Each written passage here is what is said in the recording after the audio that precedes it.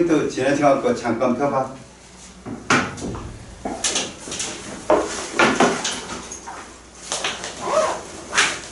적어내 보여주기. 자, 한번 훑어만 봐. 호르몬의 특성. 호르몬은 가장 중요한 게 신경계와 더불어서 우리 몸의 항상성을 조절하는 데 일조하는 놈이야. 아주 적은 양을 분비해서 생리작용을 조절하기 때문에 부족하면 결핍증, 많으면 과다증을 유발하기 쉽고 주성분은 단백질이다.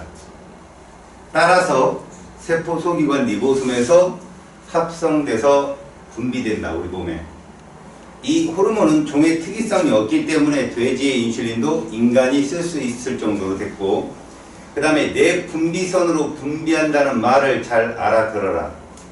내 분비선이라는 건 우리 몸 안으로 분비한다는 뜻이다. 혈관을 따라서 이동하며 표적기관이 존재한다. 알겠지? 이게 호르몬의 전체적인 얘기야. 그러면 내 분비샘이 어디고 우리는 어떤 호르몬에 중점을 맞춰야 되느냐? 우리는 세 가지를 배우게 됐거든. 몸의 항상성에 첫 번째가 뭐 있어? 체온 조절이 있고, 두 번째가 혈당량 조절이 있고, 마지막에 삼투압 조절이 있다는 거 기억나지? 그때 하나 더 한다면 몸의 칼슘이온, 혈액 중에 칼슘이온을 조절하는 게 파라토르몬도 있고 칼스토닌도 있고. 알겠어요? 내 분비샘도 같이 알아두면 좋아요. 갑상선에서 칼스토닌, 부갑상샘에서 파라토르몬. 이렇게 호르몬이 서로 상반된 작용을 통해서 오는 특정 항상성을 조절하는 것들을 뭐라고 합니까? 기상작용한다 라고 얘기합니다. 기상작용은 서로 상반되는 작용을 하는 것끼리 둘이가 항상성을 유지시키는 건데, 실제로 신경계에서도 교감과 부교감이 이 역할을 담당했다는 거 꼭 기억하고, 다음 이제 혈당량 조절 쪽으로 들어가게 되면 우리 몸의 혈당량은 보통 간내 시상하부, 거기서 신경계와 호르몬계를 통해서 몸의 항상성을 조절하는데, 내 분비샘 중요한 게 이자에 있죠. 이자. 췌장이라고 불리는 이자에 알파 세포에서 뭐 나와요? 글루카곤. 베타 세포에서 누구 나와? 인슐린. 이 내 분비샘까지 외워놔요. 알았죠? 그래서 우리가 식사를 하게 되면 인슐린이 공급이 됩니다. 자, 이게 너무 호르몬이 중요한 얘기인데, 호르몬의 분비는 결과라고 했어요. 제가 분명히. 호르몬은 결과입니다. 그럼 원인이 뭐냐? 항상성의 이상이 되겠죠. 알았습니까? 원인은 항상성의 이상이 됩니다. 뭐를 가져야 되겠구나. 기다려봐.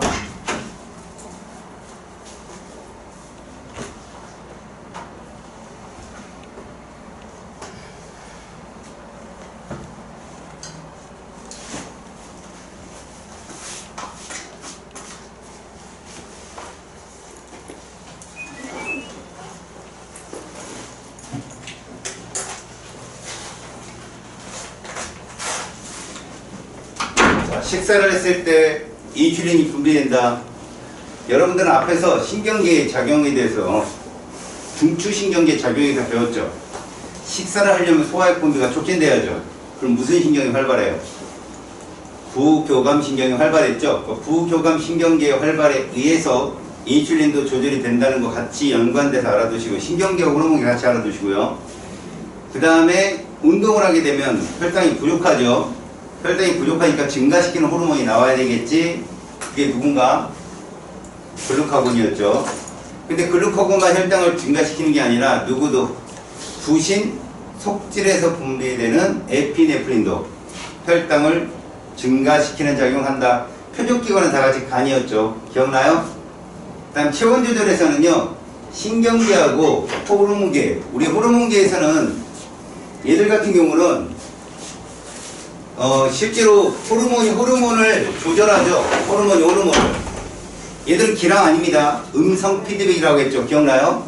그래서 간 내에서 TRH라는 뇌하수체 전엽 자극 호르몬을 내보내면 그 호르몬이 뇌하수체점을 자극을 해서 TSH라고 불리는 갑상샘 자극 호르몬을 분비시키고, 그로 인해서 갑상샘이 자극이 되면 티록신이라는 호르몬이 분비되죠. 역시 티록신은 결과죠. 알았습니까? 티록신은 결과고, 티록신이 분비되는 거 왜 분비되죠? 얘가 결과죠. 저체온이라. 체온이 떨어지니까 티록신을 분비하는 거라고. 명심해. 티록신의 역할은 물질 대사를 촉진하는 거잖아. 그지? 그런데 티록신이 분비되는 이유에 대해서 꼭 알아두라고. 원인은 뭐다? 체온이 떨어졌기 때문에. 근데 너무 티록신이 많이 분비돼서 체온이 올라가면 어떻게 됩니까? 다시 처음으로 돌아가서 TRH 분비량이 줄고 TSH 분비량이 줄어서 티록신 분비량이 줄고. 이해가요? 이런 걸 뭐라 불렀다고? 음성 피드백이라고 불렀습니다. 그럼 호르몬이 이렇게 역할을 하는 동안에 신경계는 가만히 있느냐? 아니죠. 일단 교감신경이 작용을 해서 추울 땐 교감신경이 활발하게 작용을 해서 인모군을 수축시키고, 그 다음에 피부 근처에 있는 모세혈관을 수축시켜서 열 발산을 줄이죠. 여기서 중요한 거, 신경계는 열 발산 촉진 억제고, 호르몬은요 열 발생 촉진 억제라는 거 꼭 기억하시고. 오케이? 마지막 삼투압 조절. 거기에는 ADH라 부르는 항이뇨 호르몬이 있죠.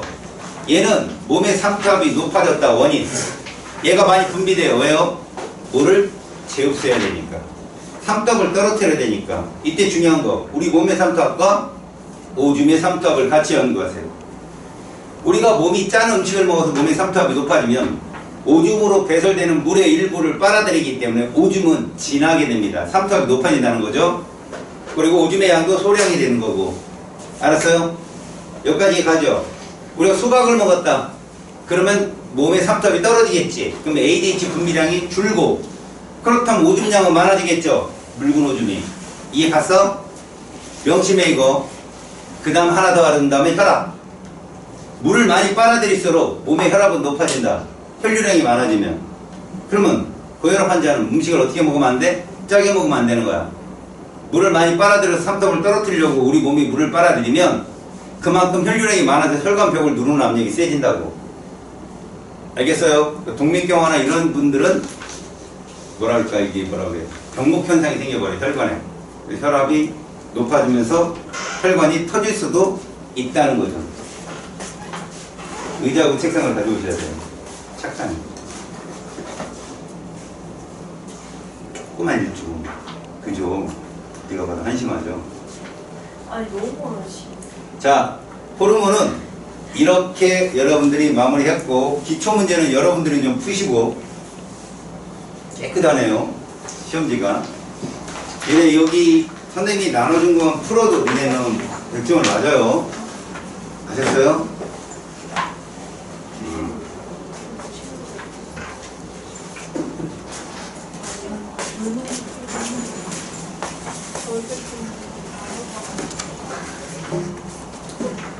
화면 조심하고. 그렇지. 자, 오늘은 여러분 프린트 받았죠? 몸의 방어작용에 대해서 배우는데요. 처음에 질병과 감염균에 대해서, 병원체에 대해서 먼저 배우겠습니다. 여기도 역시 암기인데 방어체계 쪽은요 개념하고 조절 기작이 약간 들어오기 때문에 여러분들이 주의 있게 보시고, 질병 쪽은 여러분들이 아는 병도 있을 거고 그렇지 않은 병도 있는데 어떻게 시험에 나오는지, 여기는 내신에서는 2문제 정도 출제가 될 겁니다.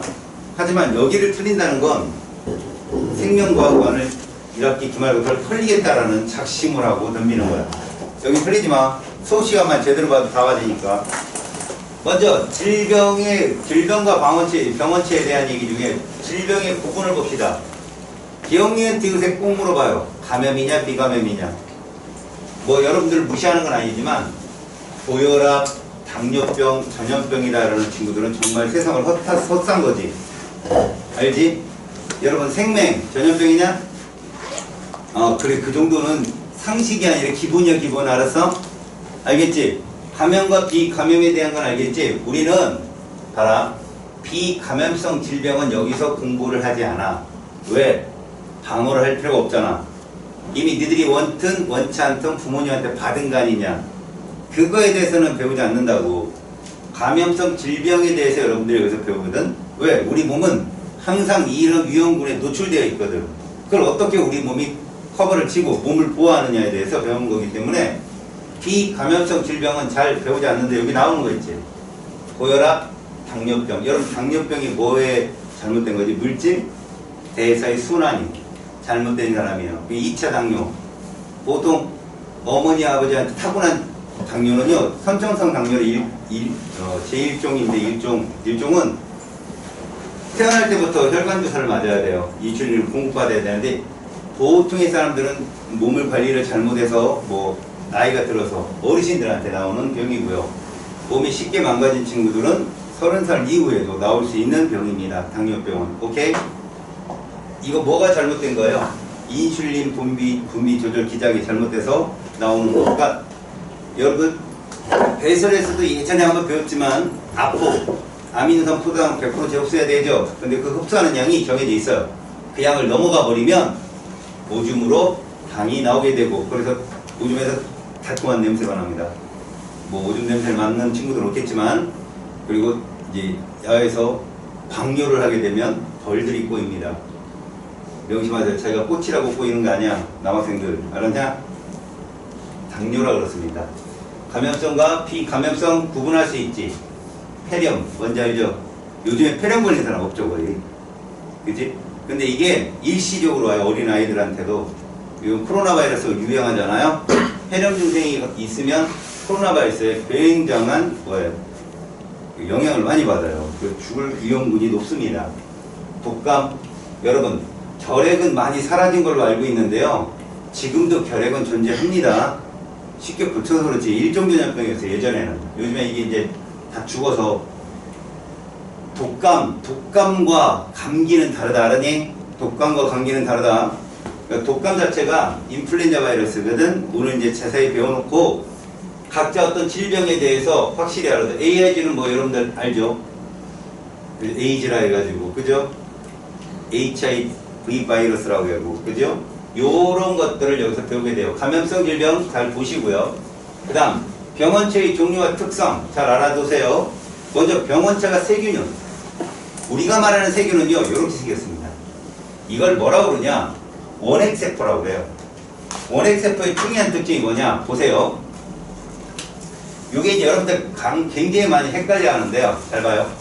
원핵생물이다. 얘들은 원핵생물이라는 말 자체에서 뭘 봐야 되냐면 원핵이라는 말이에요. 자, 이렇게 얘기해요. 핵이 없다. 정말 많이 쓰는 표현이거든요. 핵이 없다. 그렇다고 잘 보세요. 핵산이 없는 거냐? 핵산은 있다. 핵산이 뭔데요? 유전물질이잖아요. 세포인데 유전물질이 없겠어요? 얘들은 DNA 또는 RNA로 구분이 되죠. 핵산은. 얘가 있어요. 근데 핵이 없다는 뜻이 뭘까요? 핵과 세포질이 구분이 안 된다는 얘기입니다. 결국 뭡니까? 핵막이 없다는 거예요. 핵막이 없다. DNA가 여기에 쭉 흐트러져 있어요. 이렇게 세포벽이 있고 세포막이 있으면 편모가 존재한다면 이게 누구냐? 이게 DNA입니다. 이렇게요. 이게 누구라고요? DNA요. 원형 고리예요. 쭉 한가닥도 아니에요. 고리. 알았어요? 얘가 흐트러져 있다. 우리가 아는 세포는 어떻게 생겼죠, 여러분? 보여 이거? 이게 핵이 없죠. 핵막이 있었단 말이야. 근데 얘는 없습니다. 그래서 핵이 없다라고 표현합니다. 알겠어요? 핵이 없다는 표현은 핵산이 없다는 말이 아니야.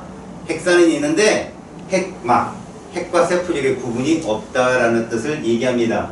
그 다음 여기 보시면 굉장히 중요한 말입니다. 보세요. 세포벽이 있다.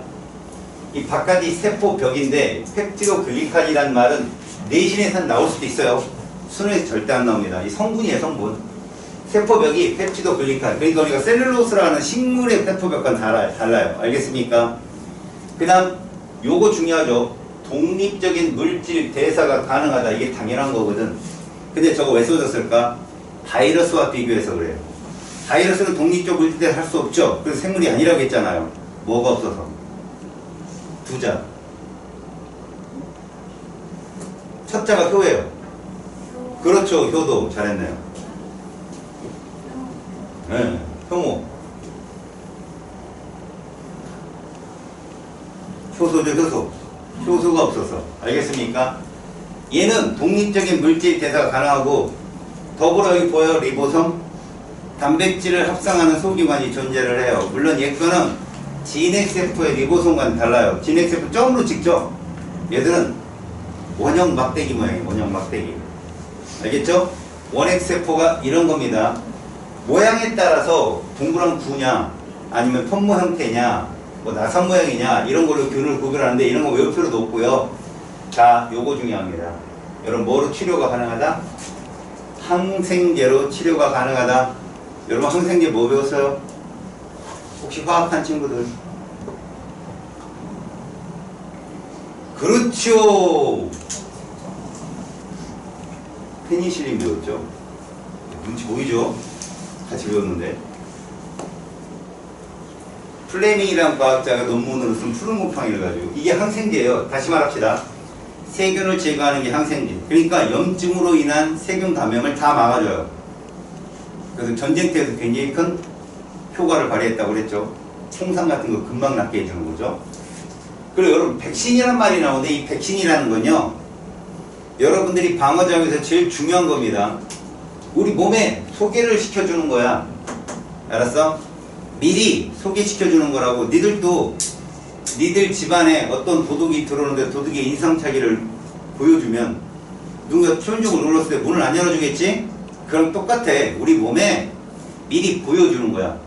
다시 말해서 우리 몸에 있는 경찰서가 나한테 있거든. 그 경찰서에서 몽타주를 뿌리는 거랑 똑같아. 대신 이 백신이라고 하는 애는 동일한 세균인데 병원균인데 병원균을 소개시켜주는 그 병원균 힘이 약해야 되겠지. 왜? 얘도 처음으로 우리 몸에 들어가는 거라고. 근데 얘가 힘이 세가지고 막 번식력이 뛰어나고 그럼 그거에 사람이 감염이 될 수도 있어. 그래서 백신 맞을 때 몸이 건강에 이상이 있으면 맞지 말라고 그러는 거야. 알겠니? 그러니까 죽은 거나 혹은 살았는데 금방 죽을 거. 사람으로 따지면 노인들 집어넣는 거야. 노인들. 그렇다고 세균이 막 주름이 지고 이런 건 아니잖아. 근데 좀 있으면 스스로 죽을 애들, 힘이 빠진 애들, 독성이 좀 빠진 애들을 넣어주면 우리 몸은 얘들의 DNA를 분석하는 거야. 얘를 잘게 해부를 해. 누가? 백혈구가. 들어가자마자 식균작용으로 얘를 싹 이 리소종으로 다 가수분해 시켜버린단 말이야. 그렇게 되면 그 안에서 T세포라는 애가 이렇게 분석해가지고 각자 B 림프구나 T 림프에 연락을 해줘. 이런 놈 조심해. 그걸 기억하고 있다.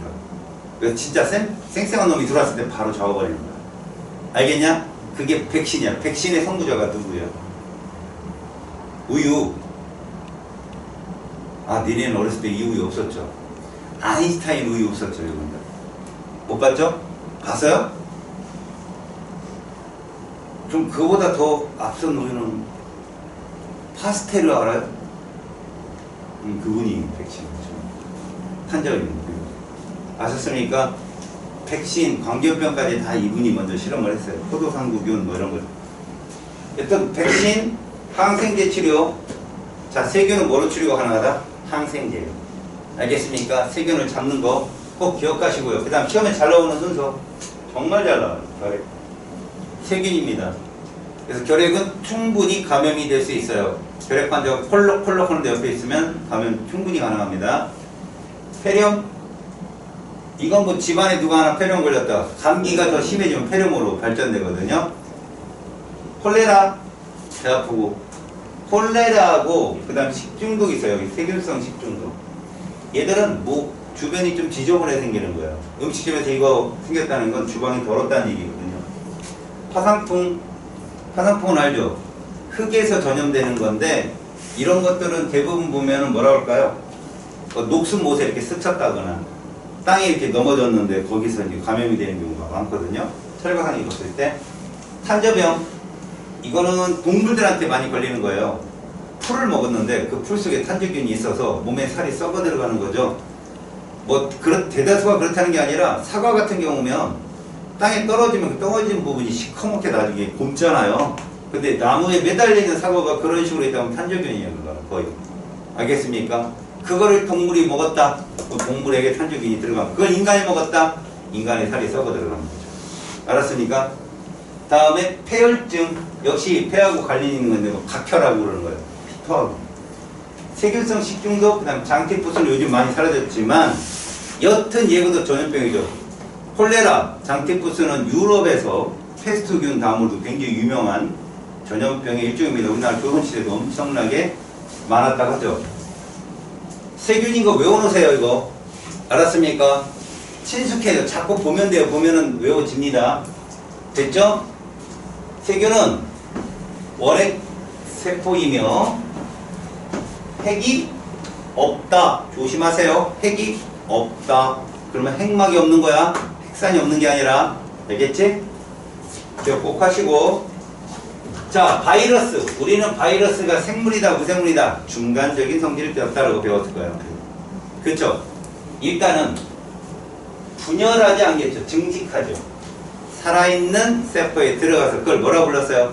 활물기생이라는 말을 썼죠. 활물기생. 뭐 때문에 그래요? 효소 쓰려고요. 들어가서 걔들한테 있는 효소를 같이 쓰려고. 지는 효소가 없거든. 핵산이 있고 단백질 껍질로 구성이 되어서 여러분 바이러스는 단백질로도 구성되어 있는 거 맞아요. 껍질 자체가 단백질이니까. 그래서 실제로 요런 모습으로 시험에 많이 나와요. 우리는 교과서 어떻게 배웠어요? 우주선처럼 배웠잖아요. 이런 식으로. 그죠? 기억나요? 이거 이렇게 생긴 거? 근데 요런 모양으로 시험에 되게 많이 나옵니다. 바이러스는 모양이 다양해요. 알았지? 요 안에 이렇게 뭐가 들어있다고 했죠? 핵산이 들어있잖아. 핵산이요. 요 안에. 이것들 다 단백질 껍질이고요. 알았죠? 이것들이 살아있는 세포의 몸 안으로 얘들만 들어가죠. 그래서 증식해서 다시 만들어져서 나옵니다. 오케이? 자, 독립적 물질 대사가 불가능하다. 왜요? 효소가 없어서. 효소가 없어서. 숙주. 이게 숙주라는 게 뭡니까? 효소가 있는 생물이죠. 그 내에서 증식한다.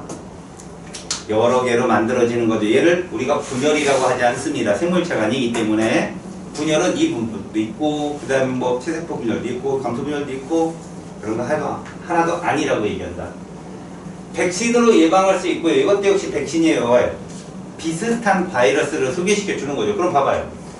요 DNA가 우리 몸에 인식을 해버려요. DNA도 인지를 해버린다. 우리 몸은요, 우리 몸과 DNA가 다른 애들은 무조건 공격합니다.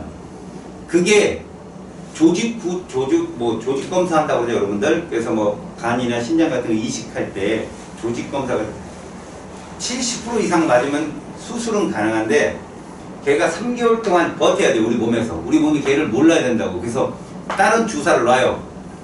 T세포가 멍청해지는 주사를 놓거든요. T세포가 공격하는 애들이거든.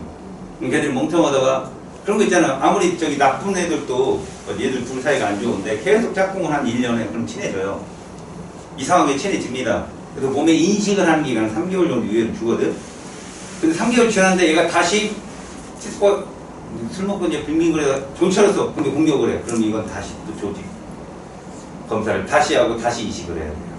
근데 2번 이상은 하기 어렵대요. 많은 돈도 들어가고. 여튼간에 백신으로 예방 가능하고 얘는 항생제가 아니라는 거. 시험에 잘 나온다. 얘는 항바이러스제예요. 알았지? 그러니까 항생제 보고 여러분들 보면 그런 말 많이 한다. 감기 걸렸는데 어느 병원에 가면 주사 막 놔. 그지? 주사만 신나게 노는 데가 있어. 그러면 야, 이러면 내성이 생겨서. 그지? 항생제에 내성이 생겨서 그거 항생제 아니야, 알지? 감기 때문에 갔으면 무슨 제라고? 항바이러스제를 맞은 거야, 니네가. 알았죠? 대부분이 근육주사예요. 알겠어요? 예전에 병원 갔다 제가 좀 무안한 적이 있었거든요. 병원 가면 여러분 주사 어디다 맞아요? 여기다 맞지는 않잖아요. 다 여기다 맞죠. 근육주사는.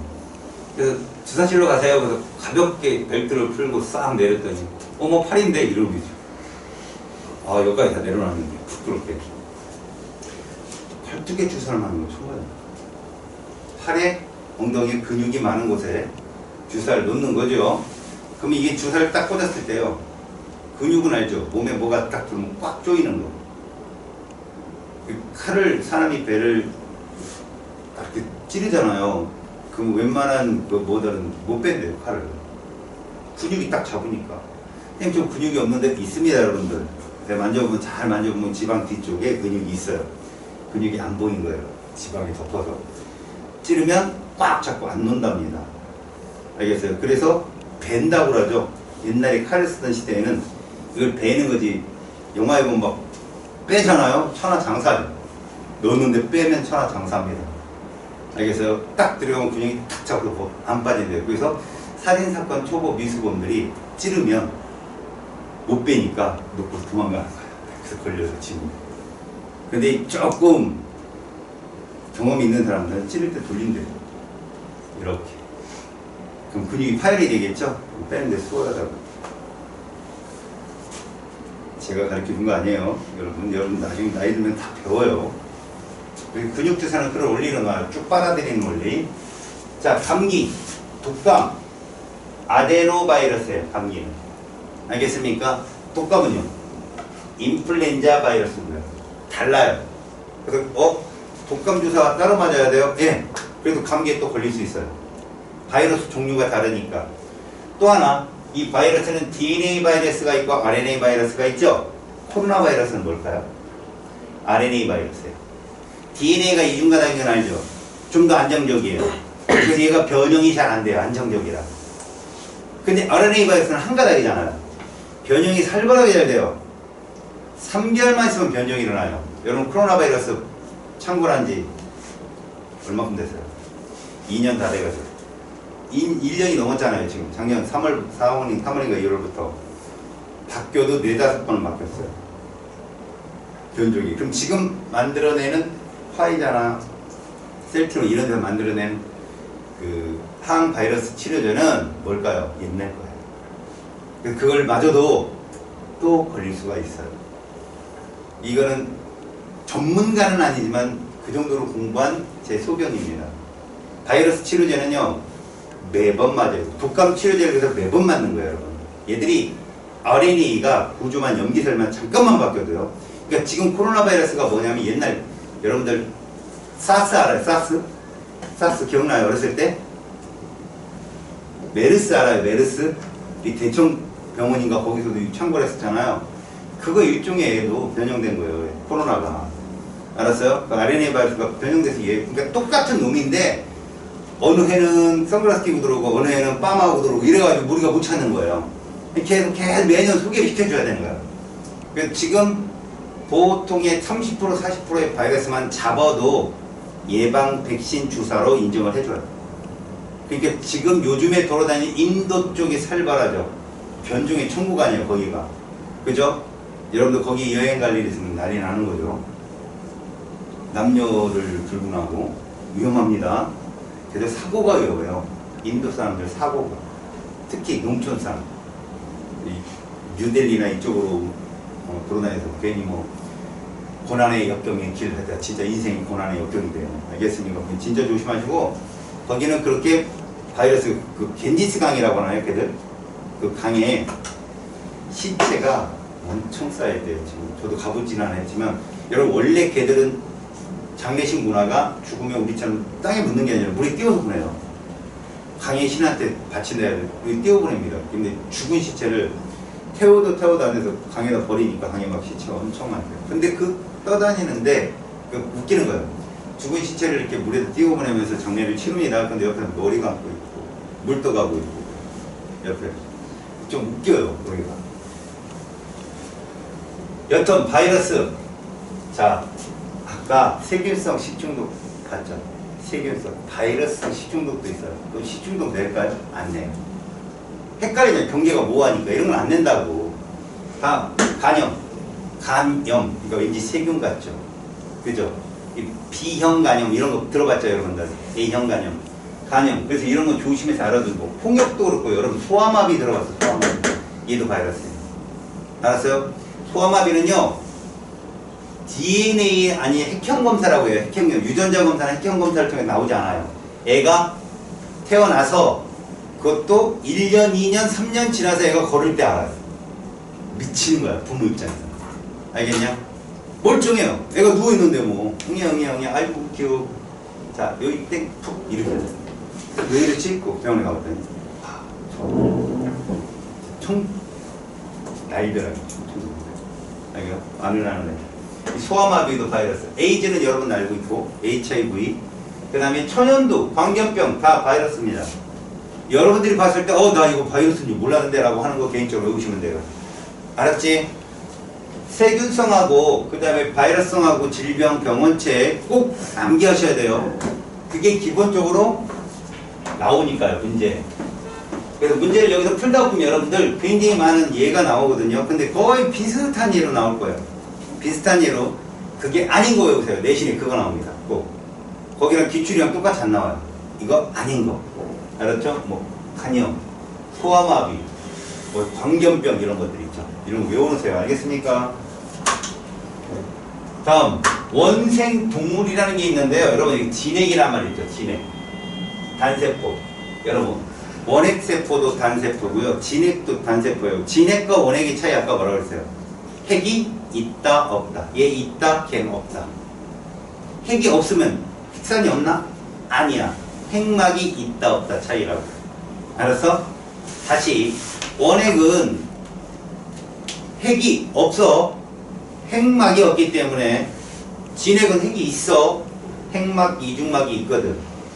알겠니? 물론 그들의 차이는 나중에 생투 가서 세포융합설 뭐 이런 데서 배워. 원핵세포들이 모여서 진핵세포를 만들었고 이런 게 있거든. 썰이. 여튼 얘가 좀 진화된 거야. 알겠냐?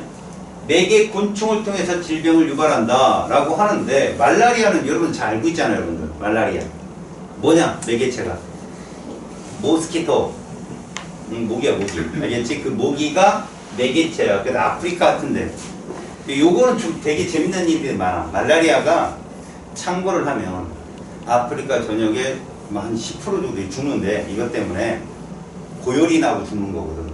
이거 뭐 방법이 없어요. 약이 없으면. 근데 어느 마을은 이 말라리아가 그렇게 말하면 주변 사람이 다 죽어가는데 이 마을 사람들은 멀쩡한 거야. 모기들이 이렇게 돌아다니는데도. 그래서 뭐 과학자들, 인류학자들이 의사들은 들어가서 연구를 해봤을 거 아니야? 그 사람들이 겸형 적혈구, 다시 말하면 남모양 적혈구 있죠? 빈혈증, 그거에 다 있는 거야. 유전적으로. 그러니까 이 원래 그 적혈구가 남모양으로 되면요 산소 운반 능력이 떨어져서 빈혈이 픽픽 쓰러져요. 근데 말라리아는 강해요. 그러니까 그런 거야. 그쪽에서 뭐가 생긴 거야? 그쪽 걔들이 살면서 거기에 경쟁력이 생긴 거지. 적응이에요. 적응. 그게 적응. 생물의 특성 중에 수면병, 트리파노소마 이거 뭐냐면 간염 유충같이 이렇게 꼭 여러분 거머리 뭔지 있어요? 거머리? 얇은 실거머리 말고 진짜 우리 동네에서 그 금자리라고 했거든요. 처음 들어봤죠? 덩치 큰 애, 굉장히 큰 애는 말금자리 해가지고 걔는 이렇게 끄집어 놓으면요 동그랗게 말려요. 그러니까 공차고 그러거든요. 걔들 그 피부에 딱 붙어서 피를 빨아먹는 거야. 걔들. 근데 걔들을 막는 방법이 뭐예요? 스타킹을 신는 거예요. 스타킹을 신잖아요. 그럼 애들이 허부적허부적 그래 가요. 못 봐요. 여기를. 그 나이론 때문에. 알겠어요? 그러니까 요런 그렇게 모양 생긴 유충인데 그 편충 뭐 이렇게 막 몇 마이크로미터 크기예요. 꼭 우리 몸에 있는 뭐 기생충인데 일종의 걔가 수면병을 일으키는 원인이 됩니다. 알겠어요? 그래서 얘는 좀 잘 나와라. 말라리아. 알겠죠? 자, 균류. 여러분 이거 한번 보세요. 다세포예요. 여러분 곰팡이가 다세포입니다. 알겠어요? 꼭 기억하세요. 곰팡이는 다세포입니다. 푸른이든 누룩이든 곰팡이는 다세포다. 그래서 얘들은 균류에 해당되면 균류 그러니까 애들이 다 뭐라고 생각해? 세균. 아니에요. 얘가 훨씬 진화된 애예요. 세포가 하나로 이루어진 게 아니거든. 니네 아까 균류는 세균이잖아. 원핵세포였잖아. 얘는 아니라니까. 진핵도 다세포야. 단세포가 아니라. 곰팡이는 훨씬 진화된 거고 항진균제가 따로 있어. 항진균제. 그래서 무좀, 그 다음에 뇌막염. 여러분 무좀은 불치병인 거 알아요? 무좀 불치병입니다. 백혈병은 불치병이 아니에요. 몸에 달고 살아야 되거든. 이 무좀도 역시 곰팡이. 알았죠? 항진균제. 알겠냐? 균류와 세균은 다르다. 명심해서 외워놔라. 다음, 변형된 프라이온. 얘는 뭐 사실 어떤 병은 균이 아니라 세포 하나가 변하는 거예요. 변형이 되면 주변 것들이 따라서 변하는 거야. 그것들이 원인이냐 이런 건 아직까지 밝혀진 적이 없는데, 우리가 옛날에 광우병이라고 들어봤어요, 여러분들? 야, 광우병 그게 무슨 대통령 때냐? 니네 광우병은 들어봤냐? 우리가 막 집회하고 광우병 집회하고 그런 거야? 아주 어렸을 때 한 것 같은데 기억이 없어?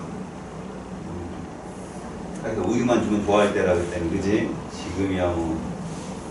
일단 그 변형된 프라이온이 뇌에 들어가면, 소의 뇌에 들어가면 뇌가 변형이 되는 거야, 주변에.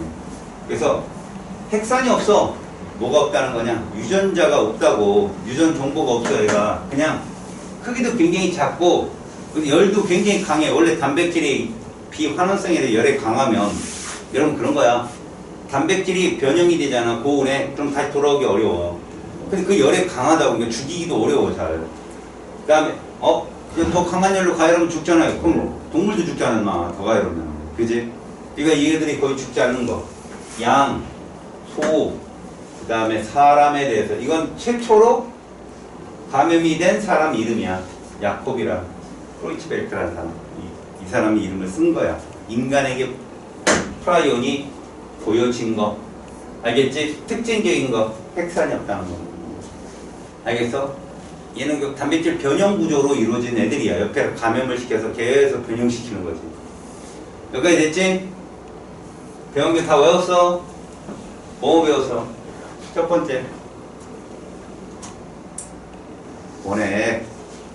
두 번째, 바이러스. 세 번째, 진액.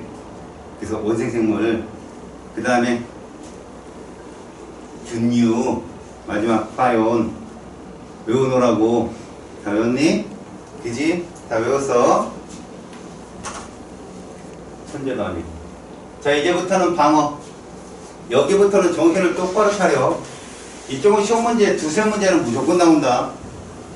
우리가 호르몬도 중요했지만 호르몬만큼 여기도 굉장히 중요하다. 그래서 자기가 정확하게 병명군 입장이 되는 거야. 너가 뭐가 되는 거라고? 병원균이 돼보는 거지. 침투. 그랬을 때 얘가 뭐가 자기한테, 얘 몸으로 들어갈 때 뭐가 자기를 방어할 것인가?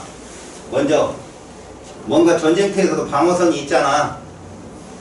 그 여러분 최후의 방어선을 뭐라고 하냐? 아, 그런 거 말고 마지노선이라는 말 들어봤어? 마지노선? 들어봤어? 그 마지노선이 어디에 있는 선인 줄 알아? 프랑스와 독일이 국경에 있는 게 마지노선이야. 2차 세계대전 때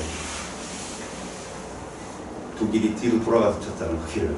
그 마지노선이 있는데, 우리 몸에 1차 방어선 정도 되면 마지노선까지는 아니야. 2차 방어선이 마지노선인데, 1차 방어선이 뭔가 봐봐. 기계적인 장벽이라는 게 물리적인 거야. 우리 몸에 갖고 있는 거. 기본적으로. 그래서 피부, 점막. 그래서 여러분들, 여기에 병원균이 침투했다. 뭘로 하는 줄 알아요? 그래서 빨간 반점이 생기거나 염증 현상이 생깁니다. 염증. 알겠죠? 그러니까 뭔가 침투했다 그러면 상처가 나고 염증이 생겨서 고름이 생기고 뭐 이런 거죠. 알았어요? 그런 것들이 1차 방어선에 해당되는 건데, 분비액을 한번 볼까요? 땀, 눈물, 침. 여러분 나이소자인 밑줄 쳐놔요. 외워놔요. 꼭 하나 나올 수 있어요. 나이소자인. 뭐 하겠다고? 세포벽. 여러분 아까 세포벽을 갖고 있는 애가 누구였어? 누구였어? 눈만 뻑뻑뻑 거리지 말고 뭐하죠? 그렇죠. 원액세포. 그죠? 네. 성분이 뭐였지? 보고 읽어. 세포벽의 성분. 그렇지. 펩티도 그렇다. 아니야. 걔를 녹일 수 있어. 뭐가? 점액 속에. 라이소자인. 알겠어요? 라이소자인. 알아두세요.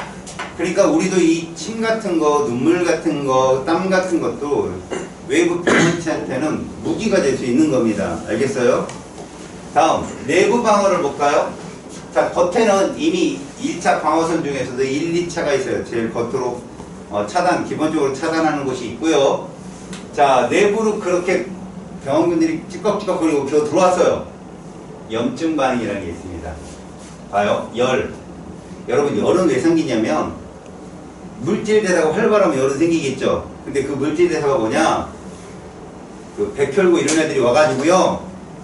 그 세균들을 소화시키면 그게 물질 대사예요. 얘를 분해시킬 거 아니야. 그럼 열이 나오겠죠? 전쟁이 한창 시작되는 곳이 열이 나는 곳입니다. 그 다음에 통증. 가려운 것도 통증입니다. 어떻게 보면. 쓰라리 있고 막 이런 것들이 거기서 일어나는 일을 쓰라린 어떤 통증을 유발시켜서 혈류량을 많게 하죠. 혈류량을 많게 하면 그 혈류량을 따라서 백혈구들이 많이 갈 거 아니에요. 그죠? 그 다음, 식균작용. 백혈구는 대식세포의 일종이거든요. 그래서 백혈구라고도 하고, 이렇게도, 여기 써있네. 대식세포라고도 합니다. 알겠습니까? 대식세포의 일종입니다. 백혈구 자체가. 알겠죠? 내부 방어를 하는 것을 1차 방어를 한다. 여러분, 그럼 1차 방어의 특징을 알려드릴게요. 병원균에 대한 구분이 없어요. 알겠어요? 뭐든지 다 제거합니다. 병원균에 대한 뭐가 없다? 구분이 없다. 민서 이런 거 쓰면 적어. 뭐하니 지금? 응? 뭐가 좀? 뭐라고 얘기했잖아. 눈 아프다고. 왜? 늦게 와가지고 그래. 일찍 왔구나. 다시 얘들은 가나 혹은 A, B 구분하지 않고 다 제거를 하는데 목적이 있어. 그럼 얘들을 뚫고 또 들어오겠지. 기잖아. 그때 비로소 우리는 감염증을 일으키는 거죠. 우리 몸에. 안에 이제 진정한 군사들이 대기하고 있어. 다시 우리 몸은 1차 방어선이 있어서 웬만한 병균 다 차단할 수 있어. 그러니까 이거 에이즈라고 하는 것 있잖아. 걔들도 우리 몸에 T세포를 죽이는 그런 바이러스거든.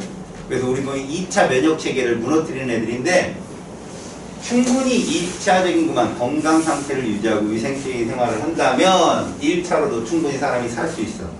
알겠어요? 물론 뭐 약도 좀 먹어야 되고 그러겠지만 요런 거예요. 1차 방어선. 사람이 태어나면서 기본적으로 갖고 있는 거예요. 인간으로서. 알았지?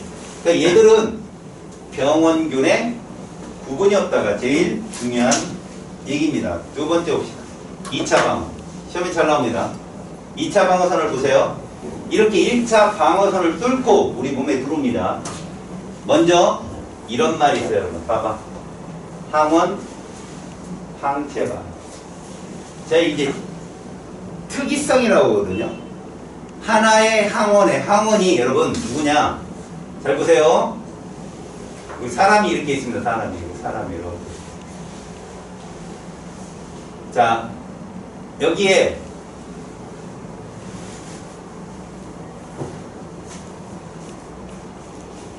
이런 애들이 있다고 합시다.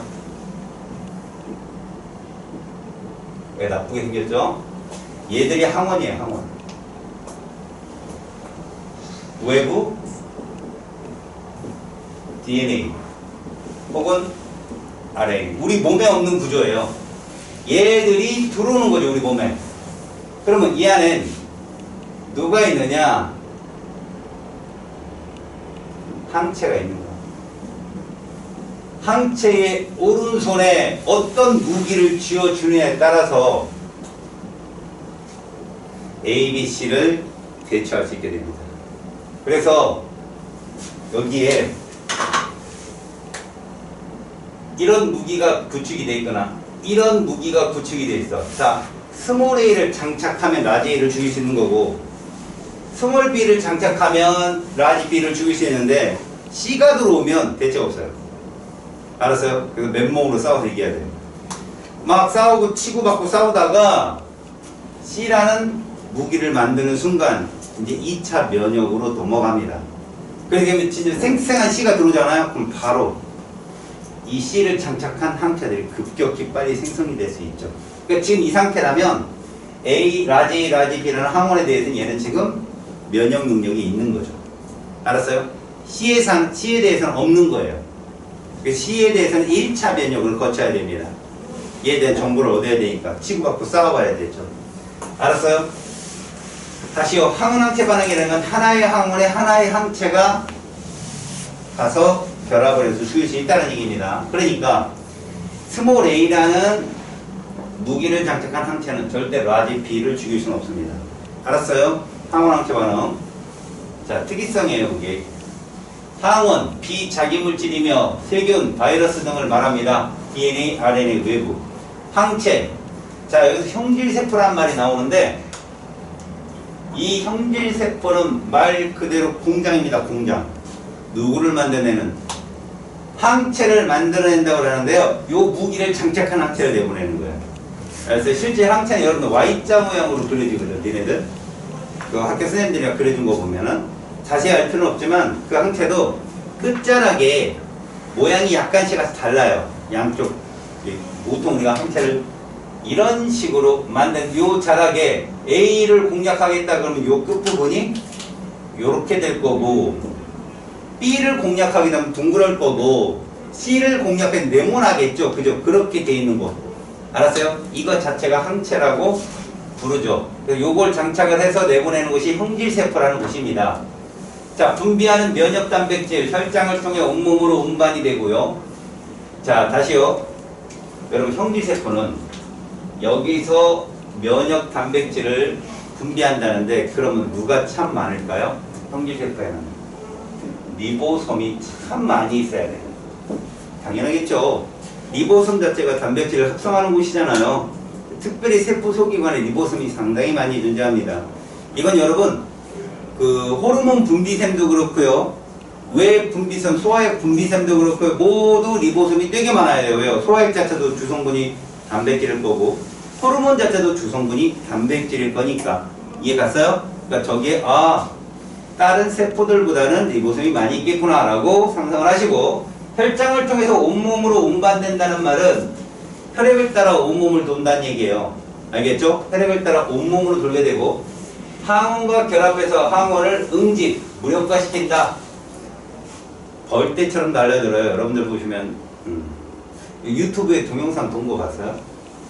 그 아줌마 하나를 여경에 이렇게 둘러싸갖고 이렇게 무력화시키는 거예요. 여경 무슨 뭐 논란 해가지고 그런 거 있었잖아요. 사실은 그게 올바른 대응은 맞는데요. 너무 많이 덤벼들었죠. 열 몇 명이 이렇게 들어갔으니까 그죠? 한 명을 잡으려고 그런 거예요. 항체들이 이렇게 달라들어서 얘를 무력화시킵니다. 얘가 다른 데서 걔들은 막 독가스 그저 뭐지? 걔 누구냐? 관계 피카츄 거기 뭐 가스 내부는 애 있잖아. 걔 돈가스인가 뭐 걔 있잖아. 진화돼서 그런 형태로 가스를 내보는데 그 애들이 항체들이 달라붙으면 그 역할을 못해요. 주변에 그 세포들한테 영향을 못 주거든. 여튼 항원항체 반응은 하나의 항체를 하나의 항원이 가서 항원을 하나의 항체가 가서 딱 결합할 수 있다. 근데 1대1로 결합하냐 아니야. 수많은 항체가 가서 달라붙어요. 알았지? 그 다음 림프와 림프구란 무엇이냐. 일단 림프는 혈액과 비슷한 물질이야. 우리가 보통 체액 중에서도 이런 액체, 완전 이게 부드럽잖아. 이 안에 체액이 있거든요. 이 체액이 몰리면 이제 뿡뿡 붙는 거야. 이 체액이 혈관을 따라 흐르면 혈액이라고 부르고 림프관을 따라 흐르면 림프액이라고 불러요. 림프관을 흐르는 무색 투명한 백색의 액체를 림프라고 합니다. 알겠습니까? 거기에 있는 애니까 림프구예요. 혈액에 있으면 뭐라고 할까요? 혈구라고 하잖아요. 그런 거랑 똑같은 이치라고요. 백혈구의 한 형태를 우리 몸의 면역 기능에 관여하는데 여기 한번 봅시다. 요것도 외우세요. 자, T 림프구는 골수에서 B 림프구도 역시 골수에서. 근데 봐요. 요거 외워놓으세요. 이 가슴새 뭐 타이머스라는 말을 써요. 여러분 티본 스테이크 들어봤어요? 티본 스테이크 가슴뼈 T자 타이머스 골수는 브론스 멜로우 본스 멜로우라고 해요. 본스 멜로우. 알겠어? 마시멜로우처럼 골수예요, 그게. 어디서 만들어지느냐? 골수에서 만들어지는 거 본스멜로우에서 비림프고요. 타이머스에서 가슴샘, 티림프라는 거예요. 이 두 개의 림프로 외우셔야 됩니다. 자, 생성되는 것은 다 골수지만 성숙이 되고 거기서 분화가 되는 애들, 특정한 림프구로 얘가 딱 탈바꿈하는 곳은 그 장소, 가슴샘, 골수, 그 이름을 따서 TP 이렇게 부릅니다. 알았어요? 림프구 두 개 외워놓으세요. 그래서 이 T림프구는 종류가 두 개거든요. 보조티가 있고요, 독성티가 있는데 여러분, 이 보조티를 잘 중시했어요. 보조티. 똑같은 T세포입니다. T세포가 보조티로 되고 독성티로 되는데 이 역할, 보조티는 전력 역할을 합니다. 그래서 백혈구라고 하는 대시세포에서 처음 1차 방어 때 어떤 항원을 잡잖아요. 얘가 막 잡아서 위조운동으로 끌어들여서 안에서 막 소화를 시킬 때 그 DNA 분석한 정보를 그 백혈구 뒤쪽에 보조티가 딱 붙어 있어요. 그러다 그 정보를 딱 받으면 얘가 쪼르르 달려가서 얘하고 얘한테 정보를 줍니다. 그러면 비림프구는 빨리 이렇게 몽타주를 작성해서 누구를 만들어야 항체를 막 만들어내고요. T림프구는 지가 직접 가서 죽여요. 독성 T라고 저기. 알겠습니까? 그 면역 체계를 이제 뒤에서 배울 겁니다. 그래서 다시 잘 봐요. 보조 T가 백혈구가 병원체를 제거하면서 얻어낸 정보를 가지고 누구한테 간다? T하고 B한테 갑니다. 알겠어요? T림프에 가게 되면 T림프는 독성 T림프로 분화돼서 분화된 애가 가서 공격해요.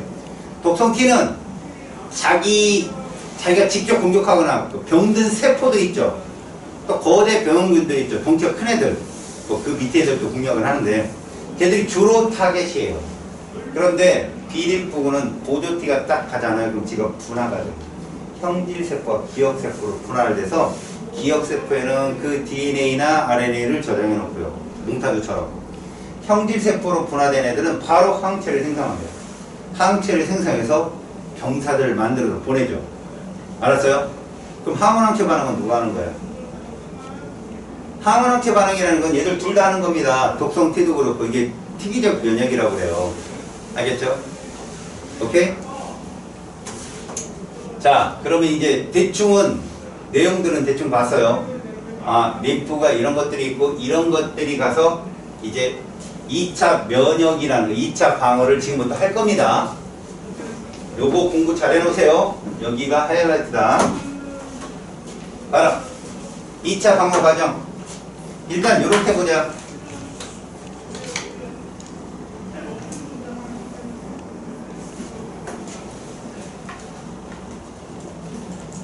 이거 하나 외우자. 우리가 보통 1차 방어의 대부분을 너희들이 딱 정리를 한다면 식균이야. 1차 방어의 대부분은 식균. 누가 하는 거지? 백혈구. 항원에 구분 없어. 식균이야. 우리 몸 밖에서 죽이면 뭐라 그러니? 그건 살균. 우리 몸 밖에서 세균을 죽이면 살균. 그래서 너네가 위에과 염산이 분비돼서 염산의 역할을 하면 살균. 몸 밖이라는 얘기야. 위라는 것 자체가. 알았지? 지금은 1차 방어가 식균이라면 얘들은 뭐냐? 면역입니다. 면역에 이 두 가지가 있어요. 체액성 면역과 세포성 면역이 있는데, 자, 외워놓으세요. 체액성은 누구다? B림프구. 세포성은 T림프. 끝나기 5분 전 정도 되면 여러분들 집에 갈 채비를 세팅하죠? 채비 세팅이죠. 알았어요? 채비 세팅. 체액성은 B림프구, 세포성은 T림프구나. 자, 보세요. 체액성은 항체에 의한 특이적 면역 반응했는데 우리가 일반적으로 부르는 B림프구에 의한 면역을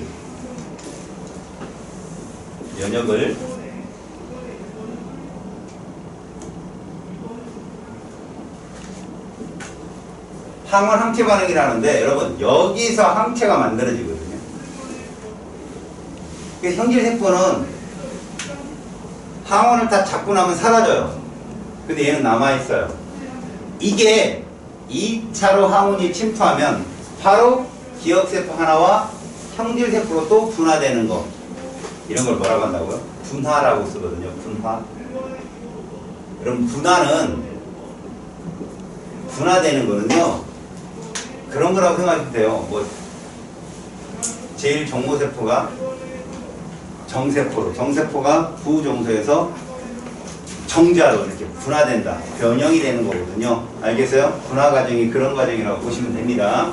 그래서 B림프구가 형질세포 항체를 생성하고 얘가 항원항체 반응을 합니다. 알았죠?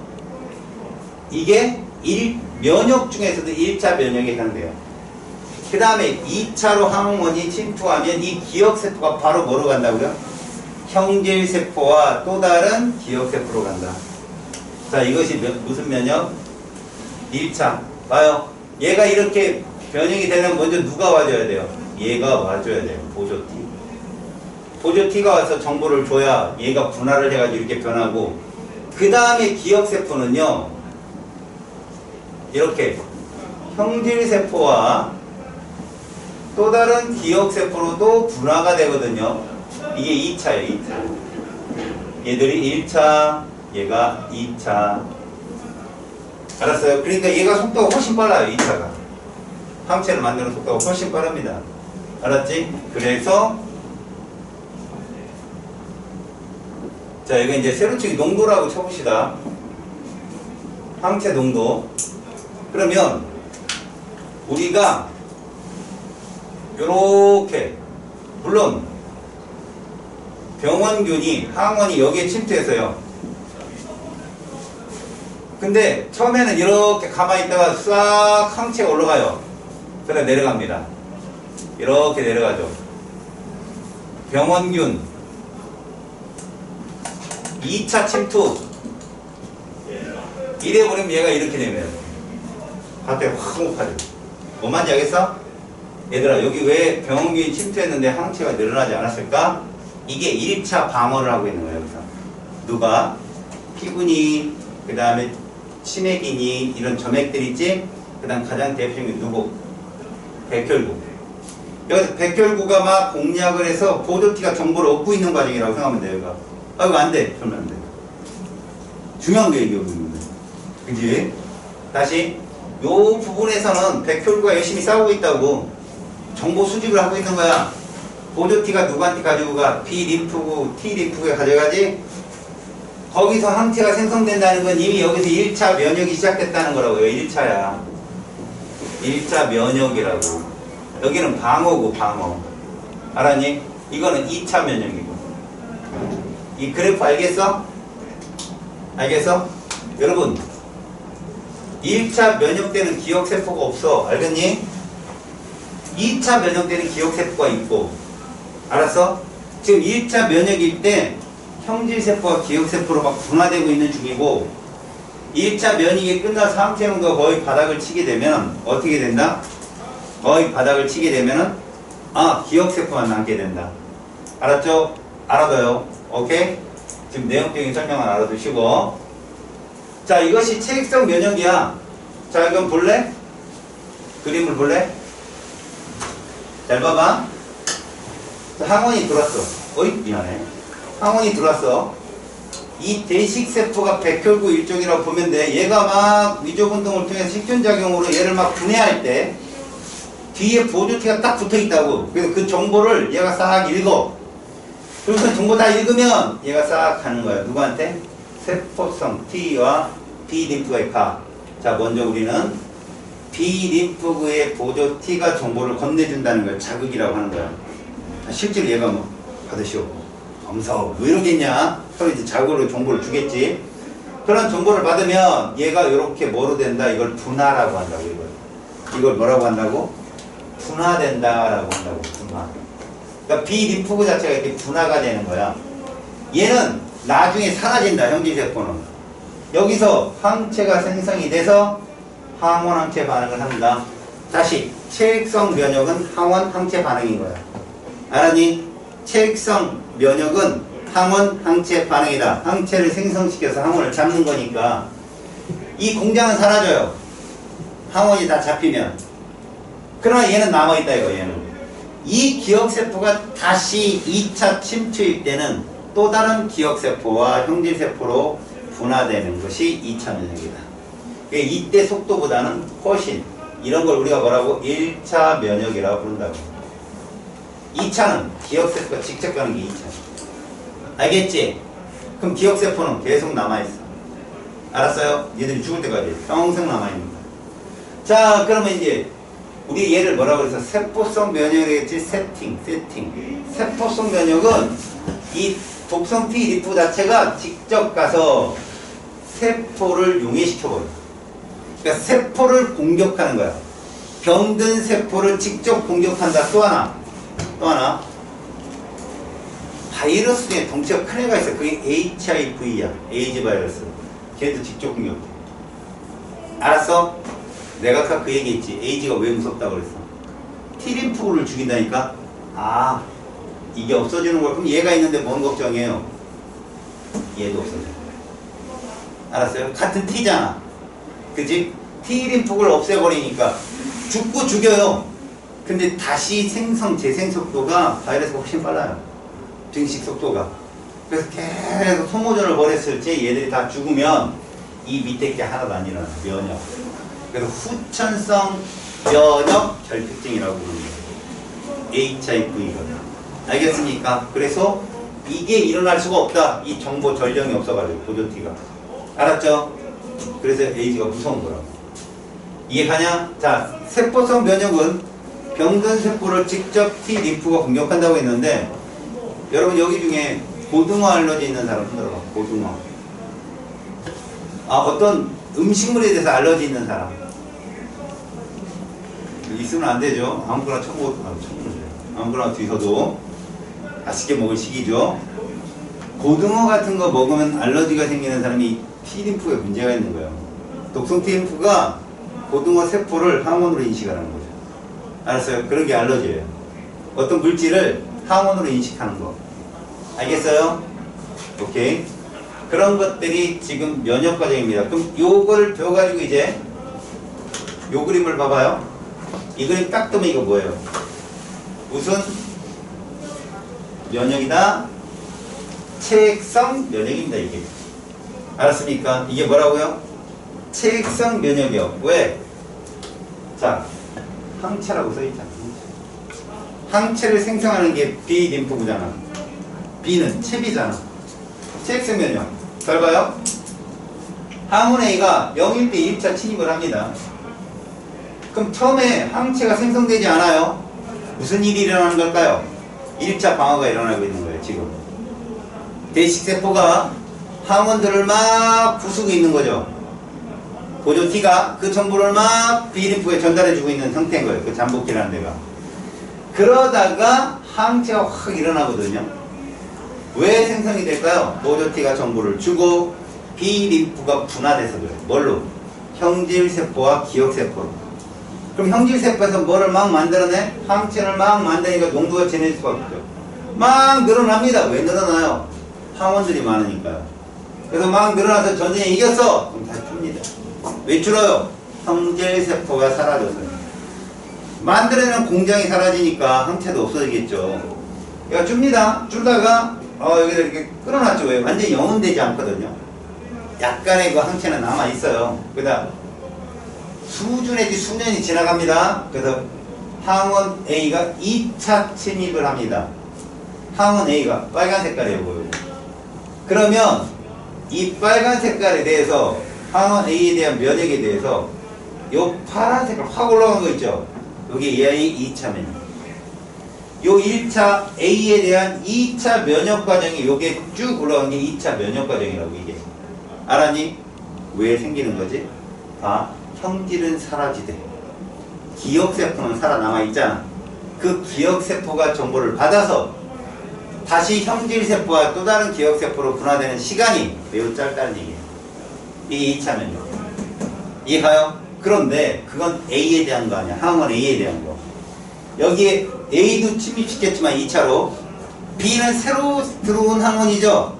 걔에 대해서는 잠복기를 거친 다음에 다시 1차 면역 과정을 거쳐야 돼요. 알겠어요? 이해 갔죠 이거? 보세요. B림프가 기억세포와 누구로? 형질세포로 분화됩니다. 이게 1차 면역. B림프가 얘로 분화되는 거죠. 저것도 엄밀한 분열이겠죠 어떻게 보면. 그 다음 보세요. 2차 면역은 그 기억이 바로 항체 A를 쭉 생성해내는 거죠. 알겠습니까? 또 다른 기억세포로 가면서 여기서 만들었던 기억을 살려서 알겠습니까? 항체 A를 생성시키는데 이 형질세포는요 엄청나게 빠른 속도로 얘를 만들어낼 수 있다. 왜? 분화 과정이 되게 짧으니까. B림프구가 기억과 형질로 분화되는 시간보다는 기억이 또 다른 기억세포와 형질세포로 분화시키는 게 속도가 엄청 빨라요. 2차 면역이 훨씬 빠르고 수많은 항체들을 만들어낼 수 있다. 하지만 처음 들어온 항원 B에 대해서는 다시 1차 면역이 진행이 됩니다. 알았어요? 이게 항원 항체 반응입니다. 알겠어요? 잘 알아듣겠니?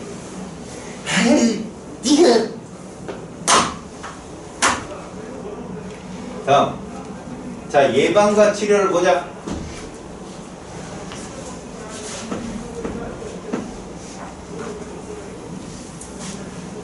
백신. 특정 항원을 죽이거나 살아있어도 힘을 잘 못 쓰는 형태를 만들어서 몸에 소개시켜주는 그런 것이 백신이야. 그래서 지금 봐라. 여기에 보면 자가 면역 능력을 촉진한다는데 여러분 자가 면역이 뭔지 알아? 실제로 백신은 소개를 시켜주는 거지만 자가 면역이라는 건 지가 알아서 받아들여서 순수하게 면역 능력이 키워지는 거야. 스웨덴이 그거 한번 썼었지. 그 방송에서 봤냐? 코로나 바이러스가 창궐한데 우리는 국민들 스스로가 자가 면역의 능력을 촉진시켜 만들겠다 해도 통제도 안 하고 그냥 냅뒀어. 감기처럼. 그랬다가 죽는 사람이 많이 생기고 그 다음에 팬데믹 현상이 생겨버리니까 그 다음부터 여행 차단시키고 서로 모이는 거 막고 막 그랬단 말이야. 자가 면역이라는 건 스스로 면역 능력이 생기게끔 해준다는 뜻이야. 알았어? 자, 치료. 자, 면역 혈청법. 이거 잘 봐라. 얘들아, 백신하고 혈청하고 두 구분 잘해봐. 무슨 얘기냐면 백신은 스스로가 자구책을 마련할 수 있는 능력치를 만들어주는 게 백신의 역할이다. 그래서 무슨 세포가 만들어지게 도와주는 거야? 기억세포. 알았지? 2차 면역이 가능하게 만들어준 거고 혈청은 뭘까? 그럴 능력도 없는 사람인 거지. 너무 아파. 그러면 이 병부터 잡아놔야 돼. 분사를 넣어주는 거야. 항체를 넣어주는 게 혈청주사야. 알았지? 분사를 넣어주는데 물론 이 분사들이 니들 몸속에 들어가서 다른 항원들을 다 제압했어. 그럼 니들은 면역 능력이 생겨 있는 걸까? 없어. 기억세포는 없어. 이해 갔어? 다시. 우리나라가 지금 미군이 들어와서 우리나라를 지키고 있지. 혈청이냐 백신이냐? 비교해봐. 혈청이 인마 미군이 빠져나가면 우리 못 지킨다고. 미군이 우리에게 백신법을 하려면 우리한테 뭐 무기를 만드는 법을 알려준다든지 아니면 뭐 항공모함 제조법을 알려준다든지 이런 것이 백신이야. 미군이 나가면 우리는 아무것도 아닌 거야. 그래서 지금 자주국방 하는 말이 뭘까? 바로 백신. 면역력을 키우려고 하는 거야. 우리 자체가. 그래서 니네들한테 뭐 TV에 보면 홍삼 같은 거 TV에 보면 뭐라고 나와 있어? 면역력 증강해가지고 홍삼 백신을 이렇게 백신이 돼. 너 때문에 말이 헷갈리지. 다리 떨지 말고 허리 힘주고.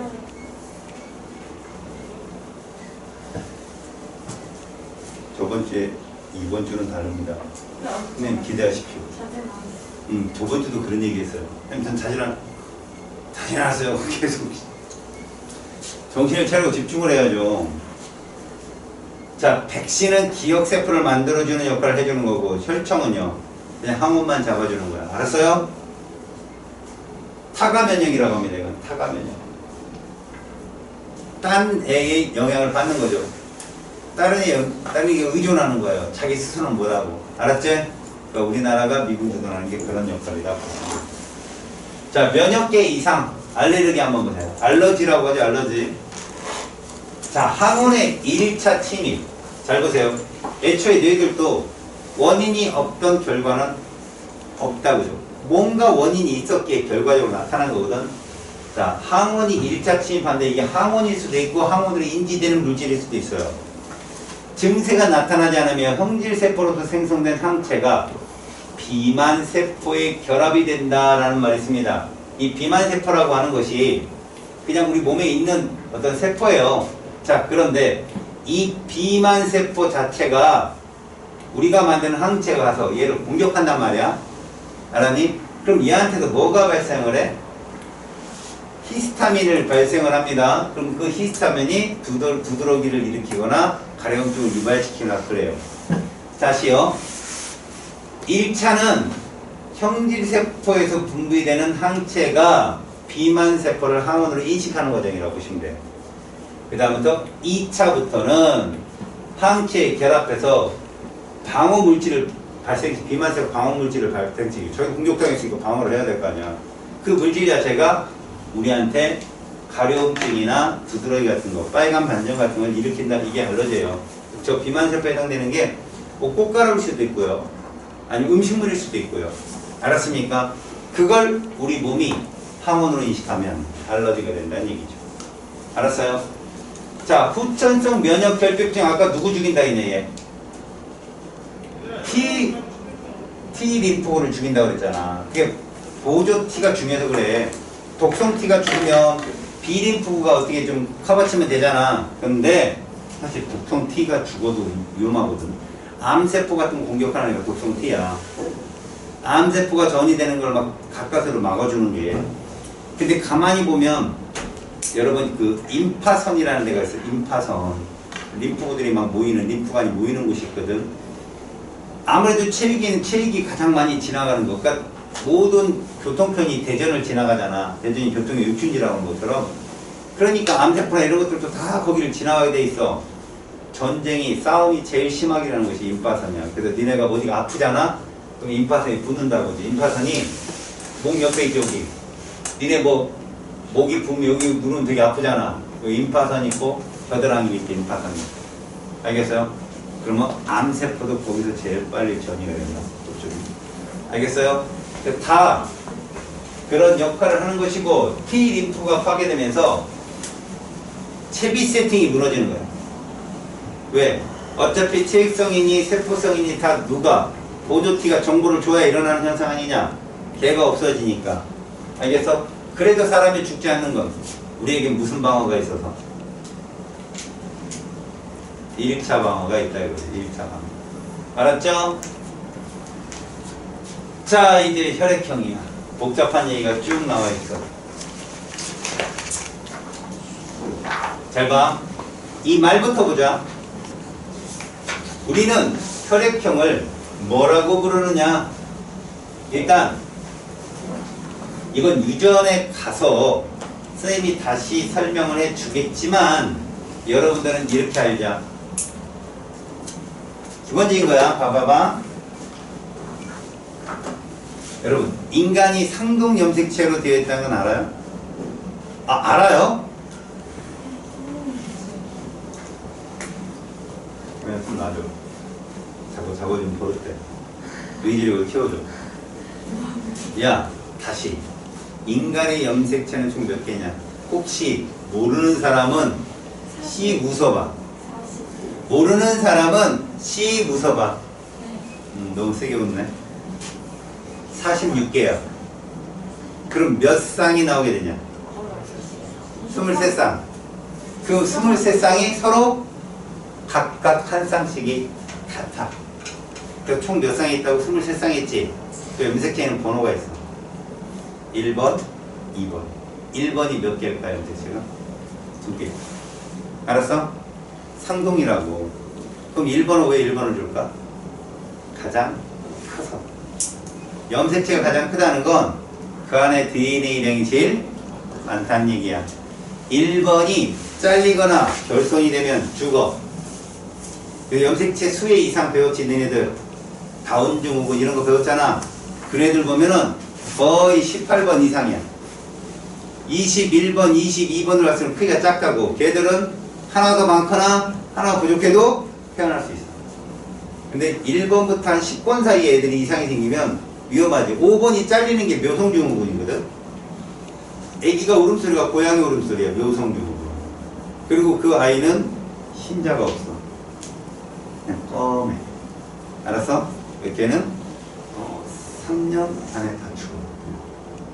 그렇게 위험하다고. 1번부터 10번 사이 덩치가 크기 때문에 염색체 자체가. 제가 왜 그런 말을 하느냐 여러분. 우리는 혈액형을 이렇게 나눌 거예요.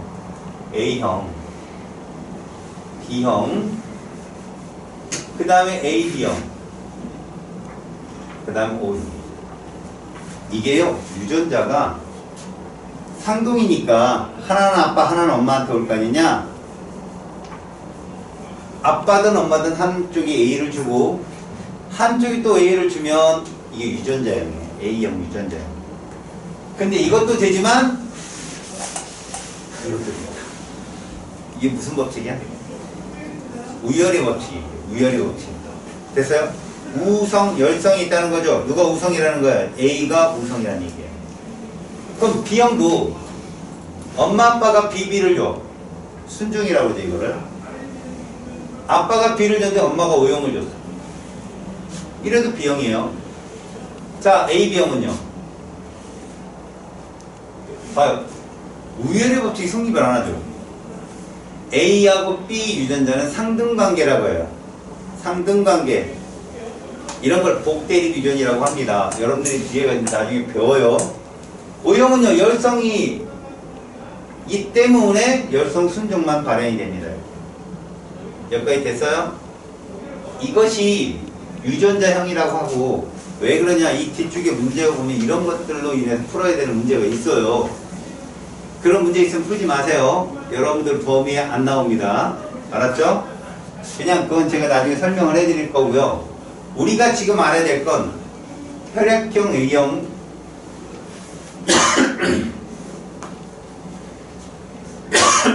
갑자기 목이 딱 따갑네. 건조한데?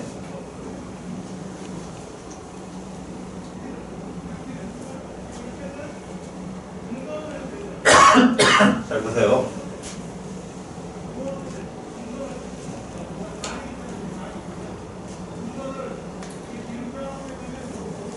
등기번을 항원이라고 보세요. 아우, 무겁고.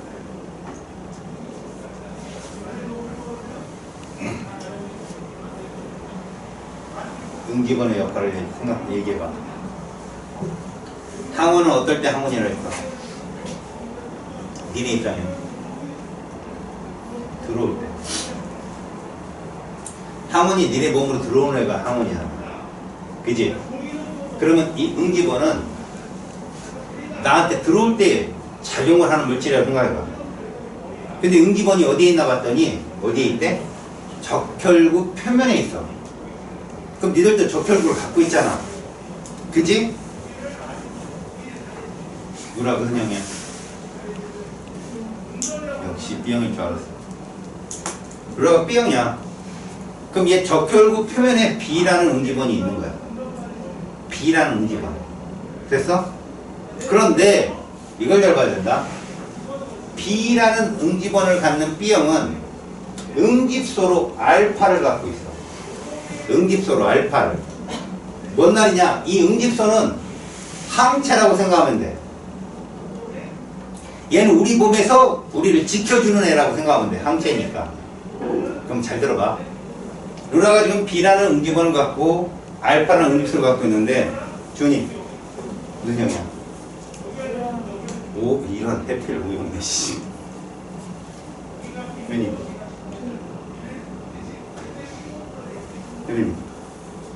좋았어. 우리 만나면 자, 봐봐.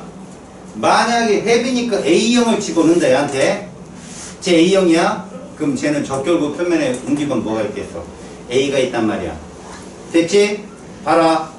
얘 기준으로 봤을 때 응집어는 하나도 역할을 안 해.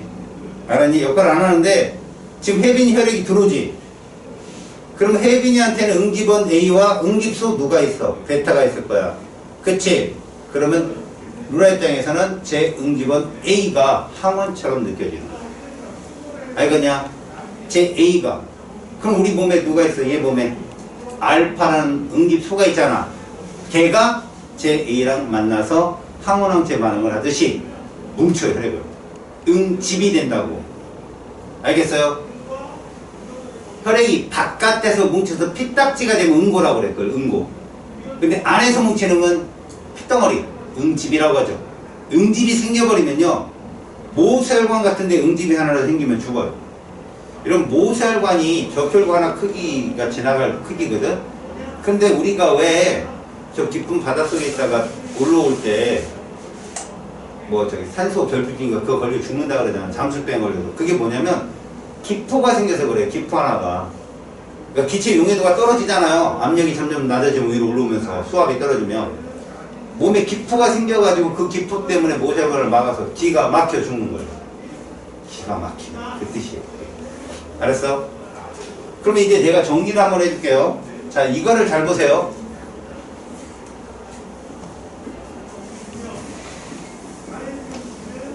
피를 주는 사람을 공혈자라고 해요. 피를 주는 사람을 공혈자라고요. 피를 받는 사람을 수혈자라고 합니다. 자, 이렇게 보세요. 잘 들어요. 공혈자는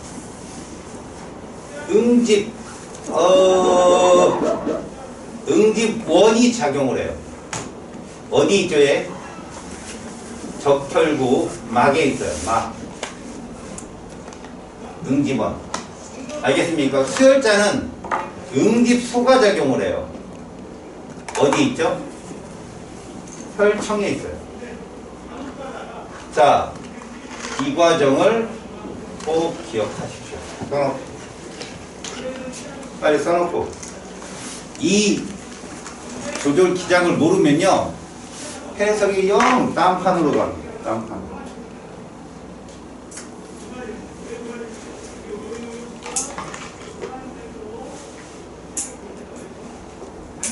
자, 여기만 설명하고 선생님이 다음 시간에 또 할 테니까 여기까지만 잘 들어봐요. 이제 무슨 얘기가 들어보십시오. 누구 혈액형을 누구한테 주었을 때 어떤 현상이 생기느냐를 볼 때는 이것을 잘 보세요. 자, 여러분, A형, B형, AB형, O형은 다 뭘 기준으로 한 네임이에요? 응집원을 기준으로 한 네임이에요. A형 그러면 A라는 응집원이 있는 거고요. B형 그러면 B라는 응집원이 있는 거고요. AB형 둘 다 있는 거고요. O형 없다 이 뜻이에요. 알았습니까? 그렇다면 A형이 있는 애는 베타가 있을 거고요. 응집소로. 그러니까 A는 알파랑 만나야 응집이 되는 거죠. B형이 있는 애는 알파가 있을 거고요. AB형은 모두 없는 거죠. 그러면 AB형 입장에서 P를 받겠다 그러면 수혈자 입장이 되는 거 아니에요? 응집소가 없잖아요. 어떤 혈액형을 받아도 되는 거죠, AB형. 맞아요? 반대로 따지면 AB형이 공혈자가 된다면요. 어떤 피를 주면 어떤 혈액형에도 줘도 걔들한테는 다 마음줘요, 마음줘. 그죠? AB 항원을 다 주는 거니까. 알았어? 자, 주는데 유리하네. 응집원이 없으면 주는데 유리하죠. O형이. 응집원이 하나도 없잖아. 그러니까 공혈을 누구한테 줘도 돼요. 알았어요? 그러나 받을 때는 불리하다는 거죠. O형은. 왜? 수혈자 입장이 되면 응집소 알파 베타를 다 갖고 있거든. 그러니까 자기 O형밖에 공혈을 못 받아요. 알겠습니까? 이런 차이. 그래서 우리는 봐요. 응집원 A가 있고 응집원 B가 있을 때 응집소 알파 베타가 있다. 자, 보세요. 이렇게 만나고 이렇게 만나면 살 수 있어요. 그죠? 근데 얘들이 이렇게 만나잖아요. 얘들이 이렇게 만나면 이건 죽는 거죠. 이건 죽어요. 알았어요? 그러니까 이런 걸 응집이라고 한다. 응집. B라는 응집원이 베타라는 응지수랑 만나면 죽어요. 그럼 어떤 혈액형끼리 서로 수혈하면 죽일까요? A형, B형. 그죠? 얘들은 서로 다른 응집원과 다른 응집선을 다 갖고 있잖아. 그래서 이 혈액형 A형, B형은 둘 다 서로 혈액 공혈자, 수혈자를 바꿔도 서로 응집이 되는 애들이 유일하게. 나머지 A, B형과 O형은요, 줄 때는 응집이 안 되는데 받을 때 응집된다든가, 줄 때는 응집이 되는데 받을 때 응집이 안 된다든가 이런 건데 A형, B형은 둘이 서로 응집해요. 왜? 서로 다른 응집원과 응집수를 갖고 있기 때문에. 알았죠? 다음 시간에 이걸 정리를 해드리겠습니다.